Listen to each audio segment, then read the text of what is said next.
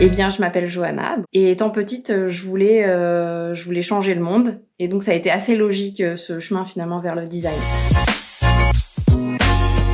J'ai commencé par, à la sortie du bac, j'ai fait une mise à niveau en arts appliqués qui s'appelait MANA, je sais pas si c'est toujours le nom et puis par la suite, une première année de BTS, qui s'appelait aussi ACI, assistant en création industrielle et dans cette année-là, je me suis rendu compte que j'avais vraiment envie de faire du design donc j'ai rejoint Strat école de design, en deuxième année directement et j'ai fait mon parcours à la Strat.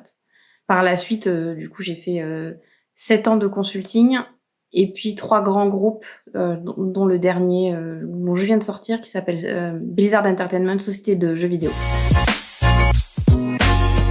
Je suis rentrée en seconde année et par la suite, j'ai, choisi une spécialité, donc une majeure qui était en packaging.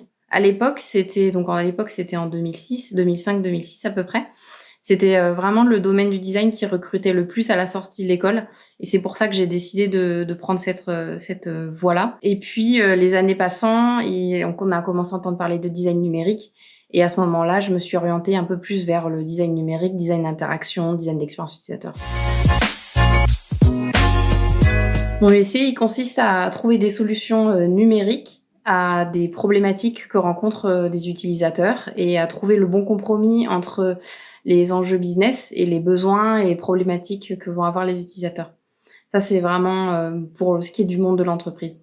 Et ensuite, mon intervention de designer, dans un environnement plus citoyen va être différent. Ça va dépendre, en fait, on va avoir le métier va s'adapter selon le domaine, selon le client, selon les utilisateurs, selon les gens auxquels on essaie de résoudre les problèmes.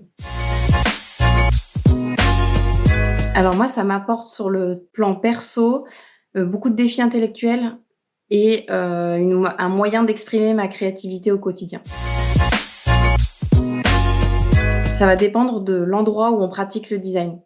Si par exemple on le pratique, dans un environnement, j'en parlais, dans un environnement citoyen, dans une association, dans une fondation ou dans une entreprise qui va avoir une mission, citoyenne, là, le design va apporter, énormément à la société et voilà, donc ça va vraiment dépendre, ça va apporter, mais aussi ça va apporter du sens à la personne qui le fait. Donc ça va vraiment dépendre de là où on décide de pratiquer son design. La réponse est super simple, la réponse est non, et justement c'est une très, très bonne question que tu me poses parce qu'on a tendance à penser que tout problème aujourd'hui de la société est résolvable par une solution technologique.